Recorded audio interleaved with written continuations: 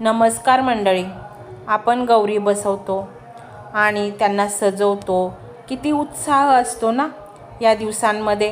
कारण एक अजबसी सकारात्मक ऊर्जा आपल्या घरात प्रवेश करते, जी की आपल्या घरातील कोपरा ना कोपरा शुद्ध करते.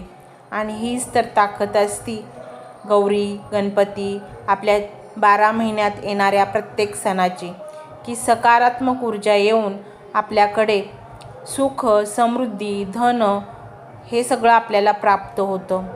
घर अगदी आनंदाने न्हावून जातं. बालगोपाळांपासून थोरा मोठ्यांपर्यंत सगळ्यांच्या डोळ्यामध्ये एक आनंदाची झलक दिसते. आयुष्यात आपल्याला जर आनंद अनुभवायचा असेल तर अध्यात्म हे फार महत्त्वाचं आहे. आणि ह्या नुसत्या गौरी नाहीत तर एक प्रकारचं चैतन्य आहे जे आपल्या घरामध्ये प्रवेश करतं आणि वर्षभर